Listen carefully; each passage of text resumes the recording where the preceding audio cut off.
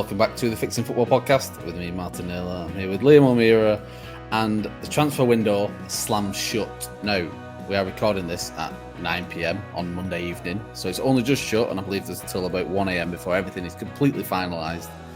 But as it all stands, this is where we're going to be commenting on. And the main question is tonight is why the transfer window has been so crazy. Is this the craziest transfer window ever? It seems like it. Reporting to us live from a cell in deep Bolton somewhere, by the looks of it. If you're on the YouTube, Liam is back with us. Liam, how are you, mate? I'm very well, Martin. Very, very well. How are you doing? You okay? I'm good. Fully recovered from the weekend. We've had a golf competition. We might get into it later on, but it's time to talk about transfers. Transfer window's shut, and it does feel like it's been a bit mental this year. It does. I think it's been a real boost from last year, I think, which is why it's really felt like it's come to life this year. And I think we've had quite a lot of significant transfers this year as well. So, been a real big one, which I'm sure we'll get into. Any highlights? Maybe even preceding deadline day. Before deadline day, I think the big talking point is Liverpool, isn't it? Yeah, the three biggest deals were all Liverpool. So it's mad. They've gone absolutely massive, including the big one today. Obviously, preceding transfer deadline day, but the biggest one today, we're recording on Monday night, and the big one has all what happened now. I think he's just boarded on a plane to Sweden as we speak, Isak, to link up with a squad. The third biggest transfer in history. And Liverpool have broke the Premier League record twice in this window. Obviously, it's well documented how they've not spent in the last, say, 3 windows. Definitely not at a competitive rate in the same way Chelsea, even Arsenal, Man City have. But to go out and do it at such a level it just seems like everyone has stepped up and everyone's gone a bit daft with it this year. I don't know if daft is the right word, if people are not really acting fast and loose with it, if you've seen some of the creativity on some of the deals. Can you think of a reason why it's the way it is? We'll get into some transfers in a minute. I like maybe our favourites or what you think is a really good transfer, but is there a reason why it's the way it is? Yeah, I think there's a few reasons why.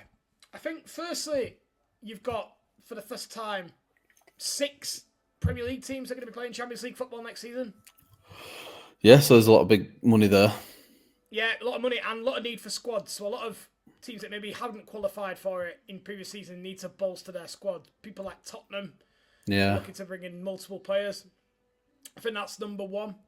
I think number 2, you've got Man City and Chelsea that are both in the Club World Cup as well. They've racked up about 130 million between them in prize money for that competition. You saw a quick Man City acted as well. All them transfers, the main bulk was done prior to the tournament. Well, this is it. So that money's going in there as well. And also, and I think this is the key one really, there's been a lot of big domestic transfers this window. Maybe more than we've seen before, where teams have tended to go abroad. The bigger clubs have looked domestically for their signings, which has then meant that the money stays within the league and then it's spent again as those teams look to spend. I think the best example is the big one. So if you look at the Isak transfer, that's seen Visser go one way. Jacob Ramsey has gone to Newcastle as well, probably in anticipation of that deal. So there's been a lot of domestic money. And I think that's been a key driver in it all. I feel like the mid tier, if you will, of the Premier League has been really raided by the traditional big 6, big 7 teams, if you will. If you look at some of the transfers that have happened out of them, I feel like all the star players have left them clubs, like Brentford, for example, and obviously Brentford have lost the whole spine in the same way Bournemouth have. I'm trying to think who else has lost out. I think Aston Villa had a lot out. They've been relatively quiet in a way. Wolves the same. Big one, yeah. I feel like they've just all had a battering, really. Crystal Palace, I'm sure we'll talk about them in a little bit.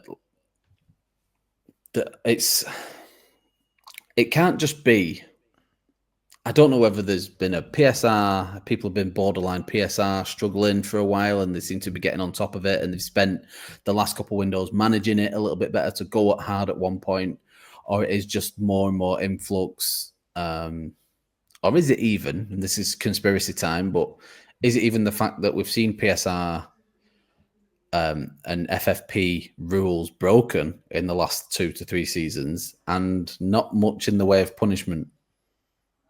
Well, that is a theory. That, I mean, I don't know if that has happened in truth, but I think. Yeah, I don't know what the limits are of people at the moment. I don't know if anyone is at risk now. But there is a school of thought that Nottingham Forest did it right. That if you want to stay up, you might be better going big on your transfers and taking that 0.6. It may come the year after. By that point, you've established yourself a little bit better. There is a school of thought on that. But even if, speaking of this, I mean, even if you look at the three that have come up, they've all invested. I think all three of them have spent over 100 million. So, yeah.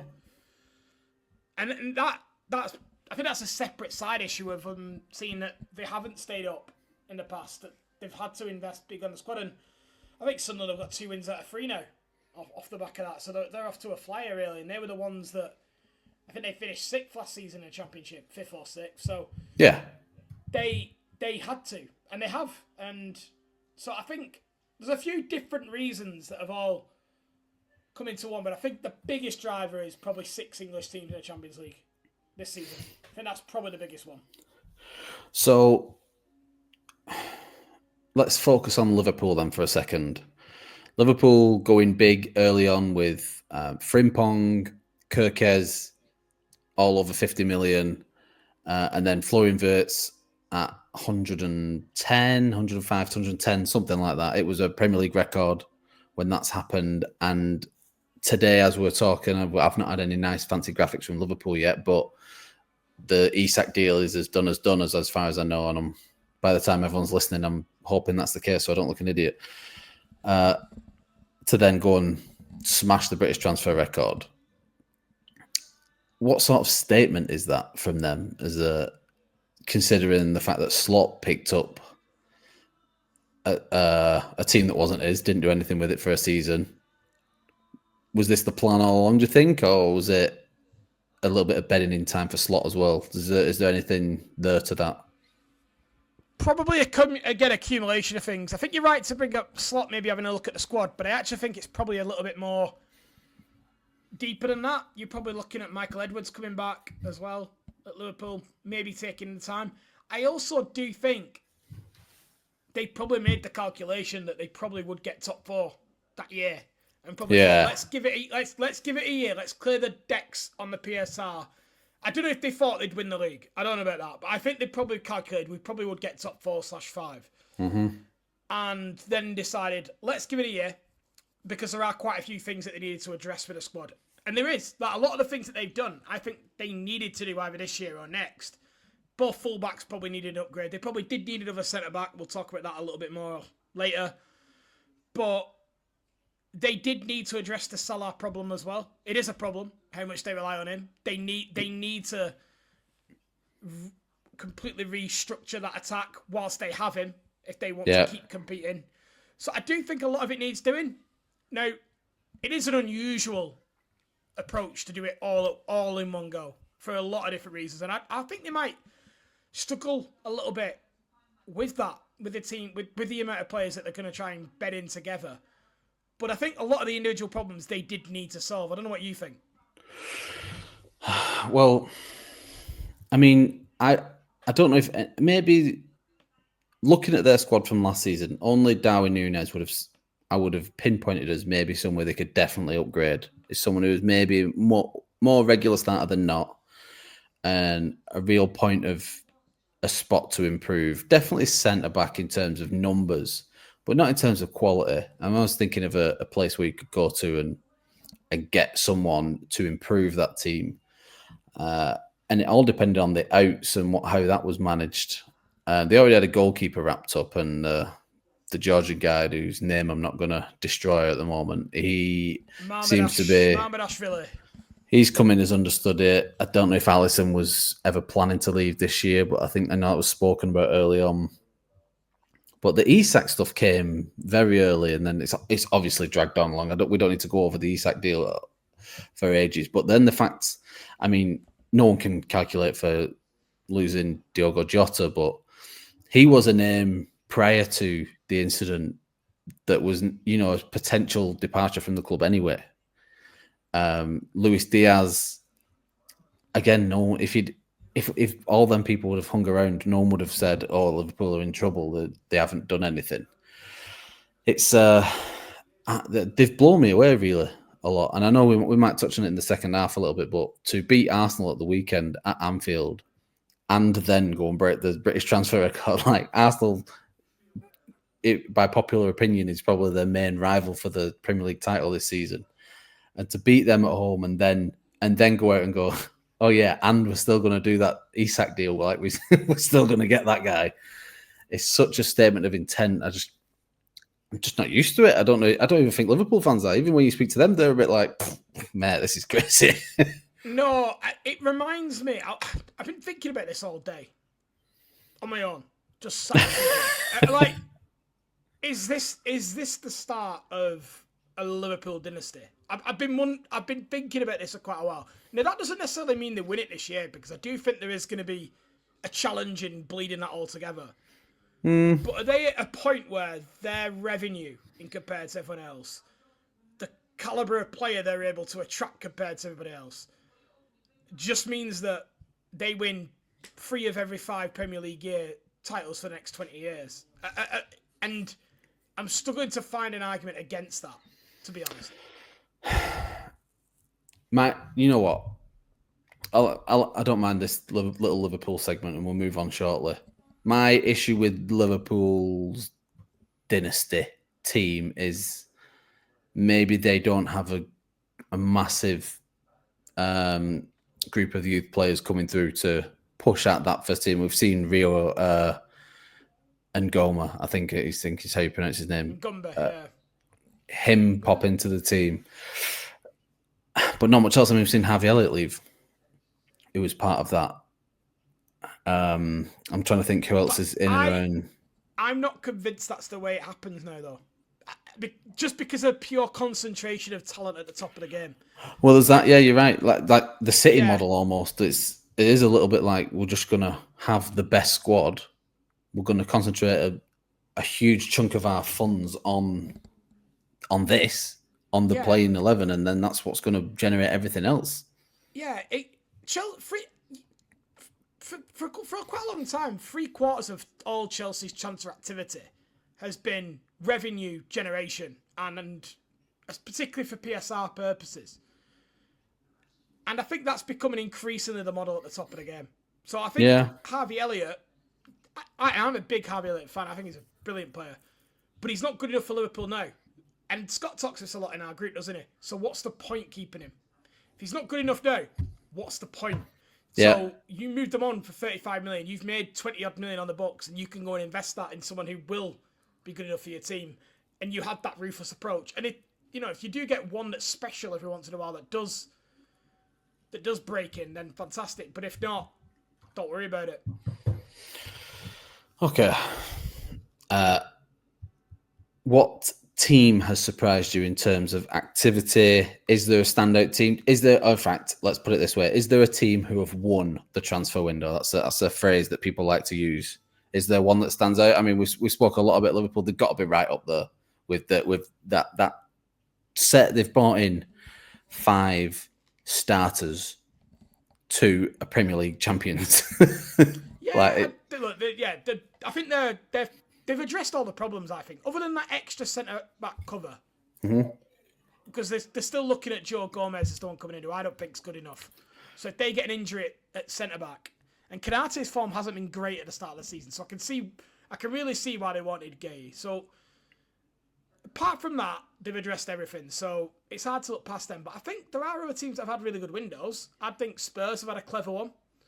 I think João Palhinha is really shrewd. João Palhinha is a shrewd signing. Surprisingly, they ended up getting Xavi Simons, a player I really like.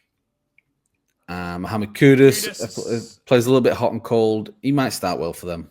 I'm not convinced by him. He looked great in parts for West Ham. He might just be the perfect Spurs player. I don't know. Maybe that's a bit of a negative look on it. I don't dislike him as a footballer. I just think he blows hot and cold too much. Yeah, and that's why he's at Spurs, not Arsenal, I would say. But that do you know what I mean? It's on him to turn that around. I think as well, Colin Moani on deadline day on loan made a lot of sense because. Well, this is what I was going to do. I needed to review some because I've missed some here, and I saw that was happening. Put my daughter to bed, and then I come down. I've lost all the posts. I think that's smart because after Solanke, they were looking a bit light with Son leaving, so that solves a problem there. So I'd say Spurs. I also think, as much as we take the mick, I think United haven't had a terrible one. They've got more problems that they need to solve, but they've got started, I think. Now, whether that translates into actual results on the football pitch, that's a very different point. But I think they've brought in some good players, and they've managed to get rid of quite a lot of them, even though it's been at quite a big cost. So I think they've got the worst window, I would say. I think, I mean, this isn't a biased approach. I think Arsenal have had a fantastic window in terms of addressing stuff in the same way Liverpool have. I can't believe we've bought as many players as we have. And our squad has never looked as stacked. Like, I can't see any holes in our squad at the moment, even with injuries. Here's a question. Like, I saw right at the end Fabio Vieira getting a loan. And I said, what's the point? Well, I think this is another little topic I was going to get into in a minute, but it does sort of address something. And I think there's 3 or 4 deals from Arsenal that have all come along the same lines, and there may be more across the Premier League who I haven't got a chance to summarise yet a little bit. But all these deals are viewed with an option to purchase. And I think it was from Kieran Maguire, I'm not sure, but the fact that they are an option rather than an obligation means the option will go on next year's we've spoken about gentlemen's agreements in the past, but with a bit of a trust that this option will be taken up. But the fact that it is an option, not an obligation, means that the big money fees go on next year's stuff. Yeah. So Jakub Kiwior, I think Reece Nelson will be the same. Fabio Vieira, and there was another one, I'm not sure. Zinchenko didn't get done, but all them, and the same with Piero Hincapié. I think that's how I'm pronouncing it. He's coming from Leverkusen. That's the same in terms of a loan. It gives you a look at him, doesn't it? But then you get that reassurance that if you do like him, that you've not wasted £6 million on a loan fee, that you could take that off the final price as well. So exactly, yeah. I mean, I don't know. Maybe it's an episode in itself, what's going on at Leverkusen. But well, they are managerless as we speak. It's madness. I don't know. I'm saying this because I genuinely... it's really caught me off guard just how many players they've sold and then sacked the manager. It's maybe an episode in itself, to be honest. It reminds me of... Have you watched the Ted Lasso series? Yes. When Rebecca, the chairwoman, comes into possession of the club and just goes, I'm just going to trash it. This is what's happening. They've got this Rebecca bird in the boardroom going mad, just selling all the players. I'm going to throw this thing in the fucking ground. Yeah, because they've sold the Tar, Nkape, Frimpong. That's 3 of the back 4. Hedrecki, the goalkeeper. Hedrecki, Xhaka, Wirtz, Boniface, who they loaned out to a divisional rival. And the other winger, I can't remember what his name is, has gone as well. Yeah, they've sacked the manager because he's not won a game. all that UEFA PSR money that Leverkusen had stored up, they've just spent on Erik ten Hag's sacking check. Unbelievable. But yeah, maybe we'd pick that up another time because there's obviously we're obviously missing something. There's obviously some madness going on there. Yeah. Well, I'd like to see what comes out of that. Anyway, Arsenal have had a good one. Is there anyone else who's sticking out? Who's had a bad window? Oh, Wolves. Wolves have had a bad one. Wolves. They've managed to hold on to Strand Larsen, I believe. Yeah, and I do like. I thought Everton had a quiet one, but I do like the 3 attacking players who they've brought in. I agree. They needed a right back though. I don't think they've got a right back. So again, I don't think so. No, and you could do with one of them. So I think they're looking a little bit light at the back, but they do. Yeah, I agree. They brought some good attacking players. And Aston Villa, I mean, they've been sailing far too close to the PSR line. That's what it is. Yeah. And then somehow a 40 million deal for Harvey Elliott turns up on your doorstep on deadline day. So someone's going to have to work that out. How's that structured? Is it similar to, is it one of these loans or an options that we've just been talking about? It may be. And as well, I know with all these teams and these UEFA, the loans with the option is again, I think, to favour the UEFA financial rules as opposed to the Premier League's PSR rules. I know we were a team who were fine within the Premier League's laws, but we were sailing quite close to the line in terms of the UEFA one. So I think that's how the Hincapié deal has been structured, and I think there's probably others like that. Because the UEFA one is calendar year, whereas the Premier League one is July to June, whereas the UEFA I think there's I'm not 100%, and you might know a little bit more than me, but there's what sort of monies you can put as your, the bottom line. You can't sort of put everything. It's not a total ins and totals outs. So there's some differences. Like I believe, and again, I'm not a financial expert, but my understanding is that the Premier League's a lot more lax. So stuff like selling parts of your buildings and stuff can go on there, but it can't. That's not the case in UEFA or in the EFL. Correct. Yeah, that's right. Not in the EFL either, but it's just in the Premier League. So there are a couple teams that were sailing close to the wind, and again, I might be wrong, but my understanding is that Aston Villa were one of those as well. I think Kieran Maguire reported on his podcast that he felt that they were potentially close on that, but allegedly, in my opinion. Just covering all bases, though. I heard someone say it. There you go. So, craziest transfer window ever is done. We've got a little bit of a break now. Have you got a favourite signing? Have you got one that sticks out that you think might have a real good impact? Ooh.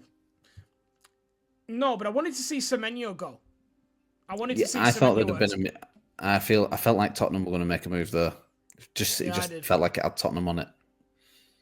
I don't know if there was interest. I didn't hear anything really. I just thought, especially with him starting well, it wasn't a name that was off people's lists prior to this good start that he's had. No, I don't have a favourite, but I'll tell you one that has surprised me is Ekitike. I'm surprised how good he is. Good start.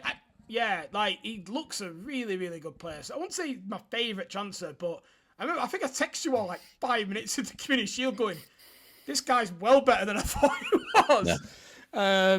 So I think that's one that sticks out that I thought was quite good. And another one, and then you can go. I won't say it's a new transfer, but it's more of an old transfer that I think looks better now.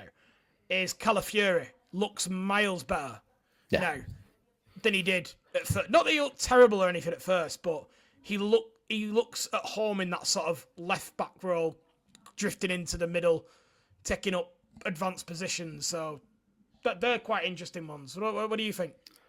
I'm excited to see him when Eze gets going. Eze is a fantastic signing. I think it's gonna.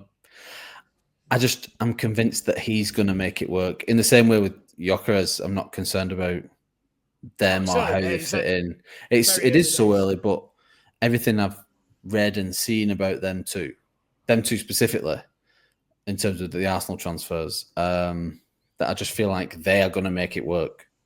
It almost didn't matter who they signed for. It's like, this is my moment. They're just going to go for it, and I'm hoping we're on the end. Maybe. I think with Gyökeres, the 2 away games are hard away games, aren't they? Because the first one is United away, and then the second one is Liverpool away. Not traditionally the 2 easiest grounds to go to, I would say. The third one's the Etihad, if that helps. Well, that's what I mean. So he might not score in a few away games, but I'm not asked. We don't tend to struggle in the big teams. It's the smaller teams we've been struggling to score against. So if you can continue to do that, in a minute, but yeah. Sesko, I'm hesitant to say that I'm excited to see what he does. I'm just more intrigued than anything about the player. And you might know a little bit more about the guy who Newcastle have signed as basically Isak's replacement. Is it Walter Marder? Is that how you... Yeah. Big guy. Really, really good player. Him. Really, really good player. Very, very good on the ball. So it will surprise you because it's that. What is he? 6'6" or something? He's 6'6". There is he's built like a Viking, but he's very much in the mold of Crouch. The Premier League is becoming the land of giants. He's had a bit of a dip in terms of the David Silvas of the world came in and almost took over.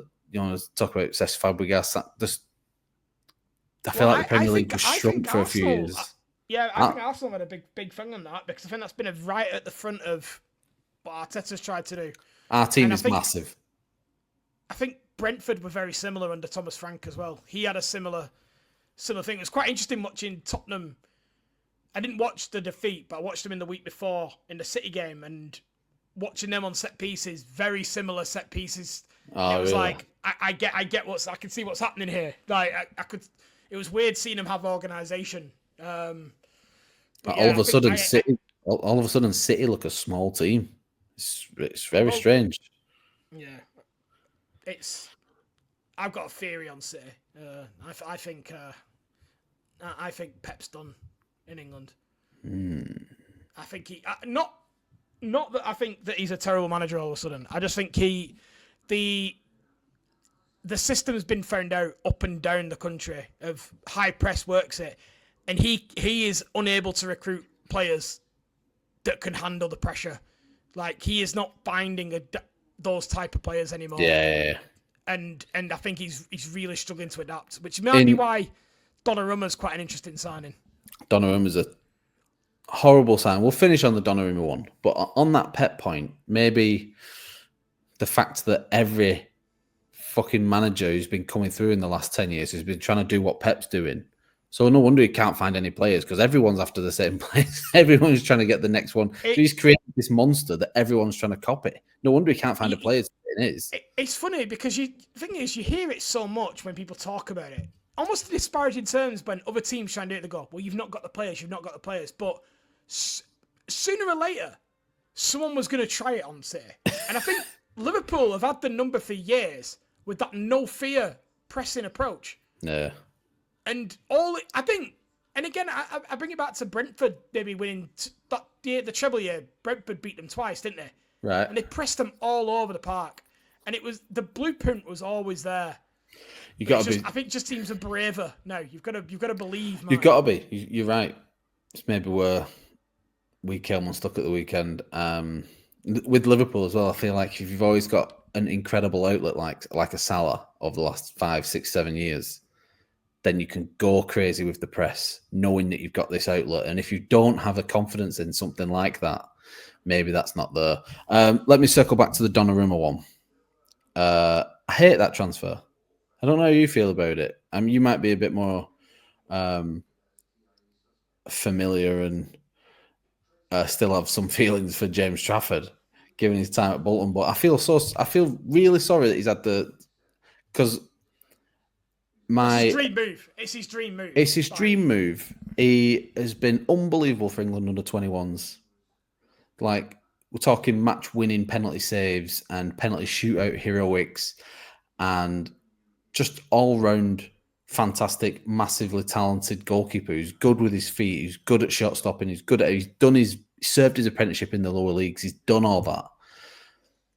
And to come in and have a really tricky first couple of games where he's put under a bit of pressure, and he's made a few mistakes, and I'm sure he has. I'm sure they may have been blown up as well, because everything does get blown up at City. But to go out and then get Donnarumma as a Ederson replacement, I can't see Donnarumma sitting on the bench with his salary. So it's just automatically relegating James Trafford again. I mean, what's your feelings on it? I mean, I can't add anything else to that. I would be fuming if I was him, to be honest. So what are your thoughts on him as a signing for Pep, regardless of the James Trafford stuff? Well, I mean, he's a traditional type goalkeeper where the good with his feet stuff that isn't Donnarumma's style. He's very much of the old mode. And by the way, Donnarumma isn't. He tends to show up for the big games, but there's a lot of question marks about his concentration. Like he does. This is the reason why he's leaving. Mistakes domestically. Yeah. The PSG fans were calling for his head throughout the season until the last stages of the Champions League came through.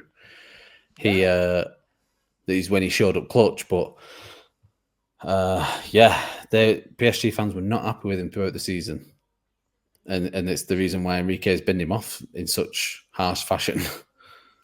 So I think it's an interesting one. But I agree with everything you said about Trafford. I would have a lot of questions if I was James Trafford, but you just got to hope time's on his side, I guess. Yeah, he has made mistakes, and football can be brutal.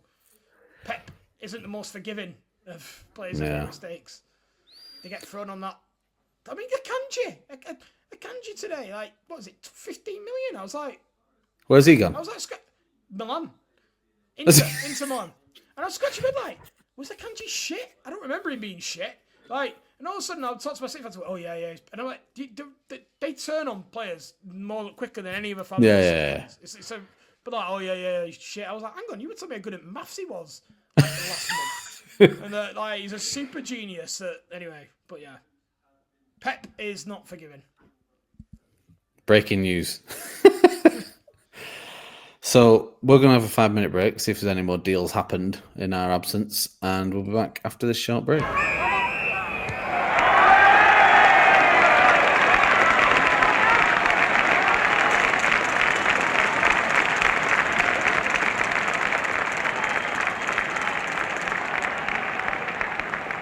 And we are back.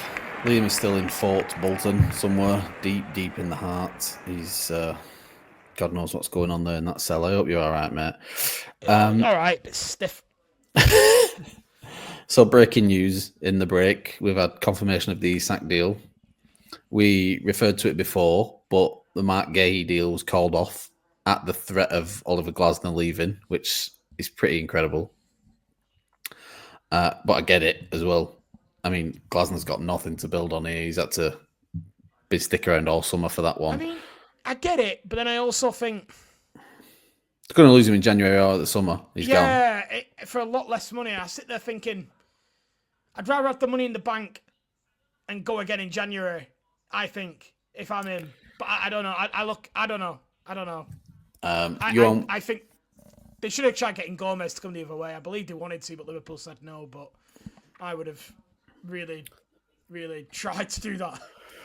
Other one, Johan Wissa from Brentford to Newcastle. That was always on the horizon. What do you make of that one? I'm not. It's a mad deal. It's a lot of money. I know they've got this shady Isak guy. money. Shady. Him and Isak, shady guys. For a 29-year-old who will be going to AFCON this January time, it's a strange deal.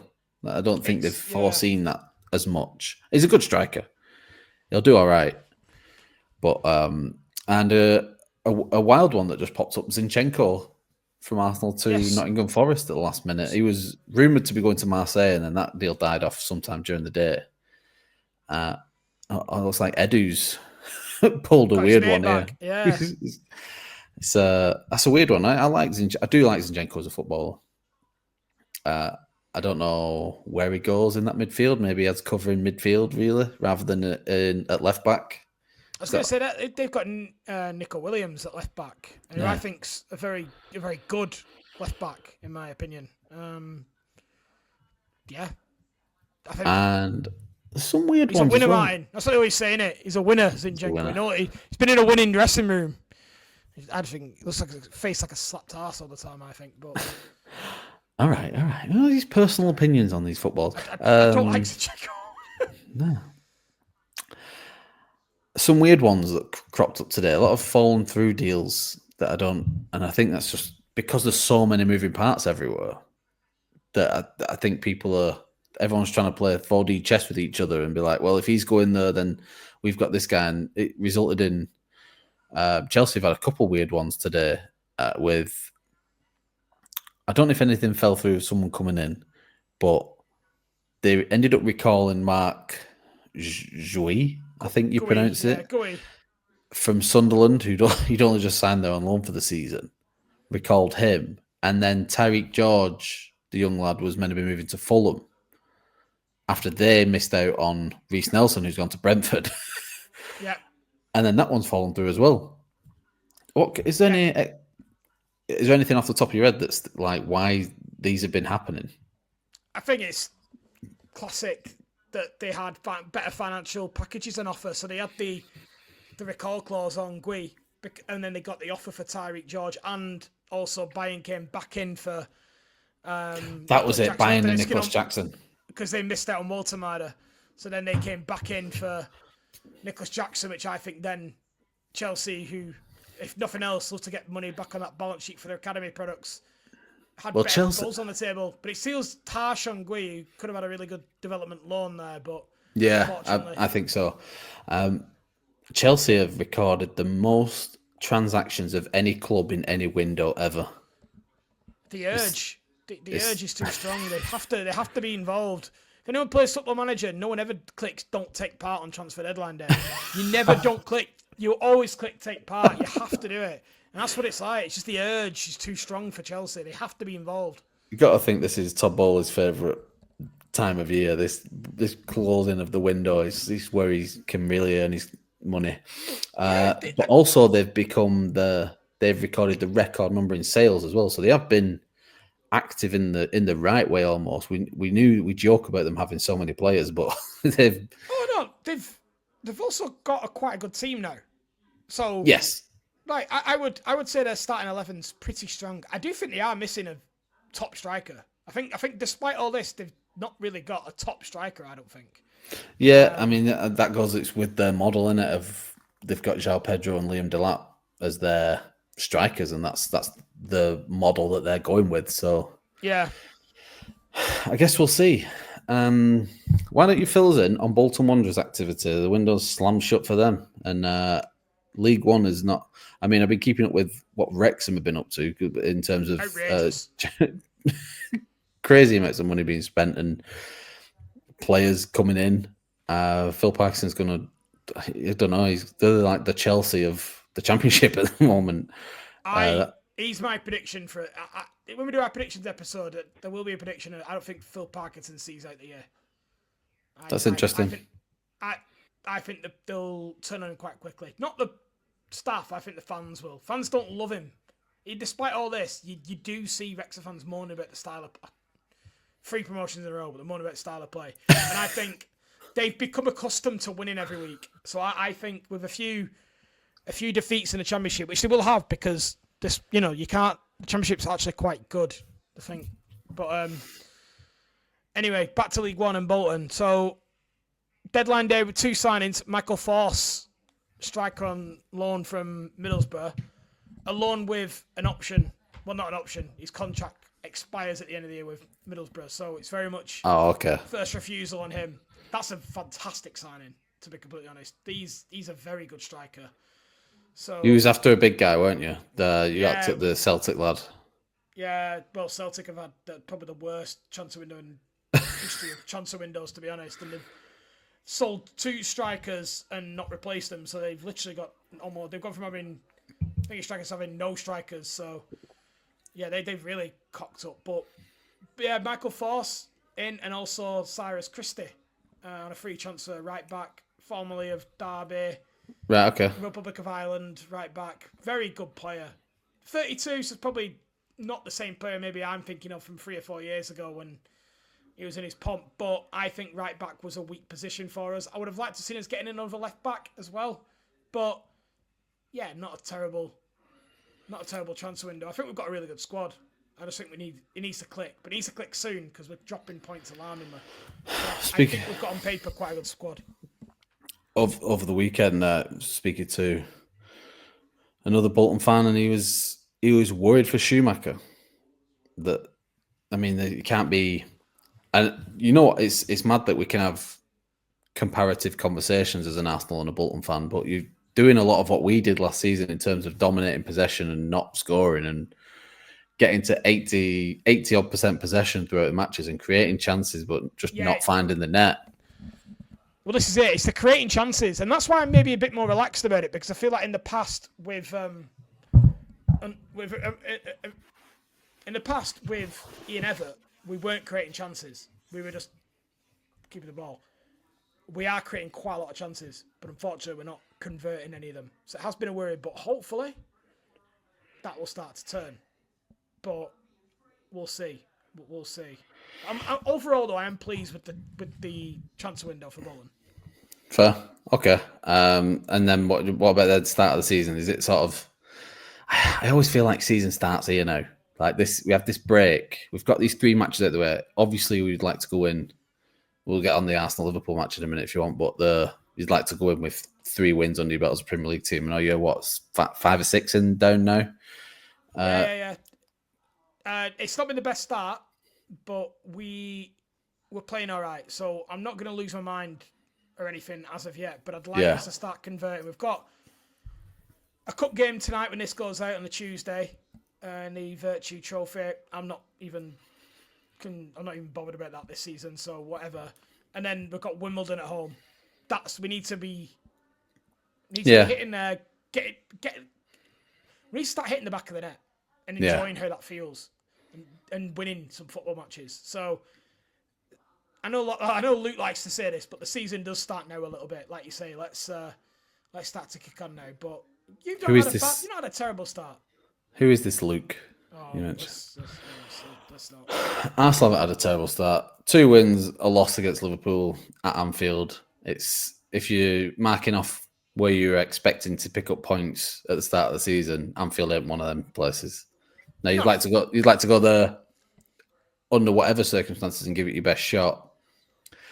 I sort of agree with what Slot said at the end of the match, that didn't get picked up that much. But if you play that match, 10 times, it's probably 0-0 8 times. Arsenal win 1 and Liverpool win 1-0, and it just happened to be that day. I don't think we played terribly. I don't think Liverpool played terribly. I don't think either team were outstanding at anything either. It was choppy and feisty at times, but nothing really ever linked up at any point for either team, really. And then it just comes down to one absolute worldy goal. It wasn't the best game to watch, particularly for a neutral. And I was still a little bit rough from our golf day the day before. My eyes were going a little bit during that game. So I have a feeling that your assessment might be something why there is some frustration. I feel like the opportunity for us to actually go for it should have been a bit more there. The what's the word? Urgency. You don't have any urgency in your play. A little bit, yeah. And I think maybe a draw we were happy with. I don't think we were going there for the draw, but as the game panned out, it more and more started to look that way, and we became less and less adventurous going forward. I thought Madueke was such a fantastic outlook for us, and he had Kirkes all day. Yeah, I agree. I think you didn't get the ball to him enough. No, it was like because he wasn't Saka. You weren't a little bit, because almost like you overload that side when Saka is there, but because it wasn't Saka, you almost didn't. And I was thinking, and I agree with you that Madueke looked really, really dangerous. Really good player, him. But it also wasn't Ødegaard either. So when you don't start with them in midfield, so Ødegaard tends to drift out there. So maybe if you'd have seen that, there'd have been more of a connection. I don't know. Do you know what would have wound me up if I were you? What wound me up? And it's still wound me up a little bit, was it looked like Rice came to life when you conceded. All of a sudden he was bounding around the midfield, and I was like, where was this for 80 minutes, Declan? Like, you don't have to be losing to do this. He looked like he was playing under some strict instructions to get close to Zubimendi and not leave him on his own that much. Marino seemed to be the one moving forward, and I would have preferred it to be the other way around and let Rice be a little bit more maverick and keep Marino close to Zubimendi. But Marino probably coming off a good track record of scoring last season. Maybe that was the thought behind that. I'm not upset with the result. Just it is what it is, and I'm not upset with the performance. you come away with it. It's 3 points could decide this league at the end of the year, and we'll look at that game probably. Do you know? Would you not like to see Lewis Skelly potentially in that midfield instead of Marino, and then Declan Rice being the one pushing on? It just seems like potentially Calafiori seems to have been promoted in terms of his rank in the team. It looks to be at Lewis Skelly's demise, and I just wondered whether he had something to offer in there in those big games. There might be something to that. I think we'll see that as the season goes on. A bit more of Lewis Skelly in midfield. What we don't have is the luxury of bedding anyone in because our start is just ridiculous. Like I say, Old Trafford, Anfield, the Etihad, St James's Park, all in our first 6 games. Yeah, I don't think that's going to do you any harm. I think the Etihad game's perfect for you as well. I think to go and finally put that to bed. Maybe, yeah. I don't disagree. It's just getting them. I'd like to get out of this first 6 games with as much of ourselves intact in terms of points. We can't be dropping that many more points. City are still strong, and if they turn it on, and especially if they turn it on early doors, they can do over anyone. Still, we just can't go in there with my mentality. What I've just explained to you, that it needs to be full on, and we just need to go at them. And I know you've sort of mentioned that, but that's where I'm at. What about Saliba? What's his injury like? Saliba was, yeah. And I'd like to mention Mosquera as well in a minute because I thought he did fantastic when he came in, coming in after 4 minutes for his debut. Well, you don't want him up against Haaland though. So how's Saliba getting on? No, Saliba was, I think, a little twist in the warm-up. Came, from what Arteta said, came in and said he was fine to play. And after 3 minutes, said he weren't fine to play. Okay, so, that's good. Yeah. I don't think it's substitute. I don't think it's terrible. It's obviously not ideal. Hopefully, Odegaard came on, so his injury is not crazy. And Saka might be back just after the international break. He might be back for the City game. We'll see. So his hamstring thing wasn't the same. I think it was more of like a bad cramp that's kept him out of training. From the way it was described online, but 3 points behind Liverpool already. Not ideal. I'm not convinced on Liverpool defensively yet, but they will score goals and cause everyone trouble this season. Van Dijk still looks formidable, which is unfortunate for me. Yeah, he's adjusted his game, Van Dijk. Very much so. 18 months, he's back, not back to his best, but he's a different version of being the best. Yeah, he really is. And you could just see it as well in them moments when they've gone 1-0 up and all of a sudden Van Dijk is on everything. He's a proper leader. Yeah, Canate had just a randomly good game after I was hoping Gyökeres could give him a bit of a bullying, and it sort of woke Canate up to think, oh, I actually like this sort of battle. I'm just going to be shoulder to shoulder with Gyökeres all game. He looks like somebody you don't want to piss off, doesn't he, Van Dijk? That proper, that glare from him. You can imagine if you fucked up, you'd be terrified of him, I reckon. I know this isn't that. I don't like giving personal opinions on footballers, but he looks like such an arrogant dick. He's one of them players you probably really love on your team. I honestly can't stand him. Fair. All our Liverpool friends who'd love to come on the episode and prove me wrong. I'm sure I would love him in my team. So, is there anything else from the window and the weekend that is? I didn't see a lot of football this weekend because of our little golf day. So I've covered as much football as I've seen there. So I'm happy to sort of leave it there and back off until next time. But we've got the international break now. International break. Bolton's still playing this week. Yeah. So we'll cover a little bit on Bolton through next week. International break coming up. I'm excited to see what Thomas Tuchel is going to start doing with this team now. It still doesn't look like his team yet. I don't know if that's just a feel thing. It's just who we've got. I don't know. It still feels a little bit makeshift, like he hasn't got his stamp on. He hasn't got long left, so that's going to take some... He's going to get the World Cup, but I'm not hugely impressed Yeah, but I suppose it will only really see when we get to... The thing is with international football, we only really see when we get to the actual tournament, so... Yeah, and it starts now. We'll see, yeah. And next week, we're going to have our favourite guests back.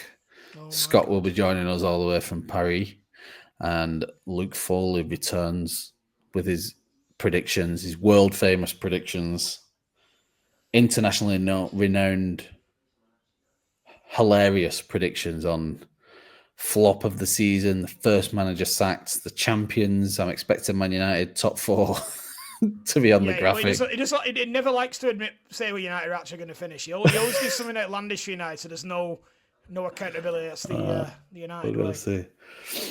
So we're going to have our full predictions episode this week. We can really sort of review everything, let the dust settle on transfers, and maybe by the time this episode's out, something else has crazy happened and everyone will know about it by then. Thank you everyone for listening. Liam, thanks very much, mate. I know you're not in the best of circumstances right now, but we hope that... Do you know what? It wasn't as bad as I thought. As long as Don't Tell the Bride's finished and the wife's happy, we'll be alright.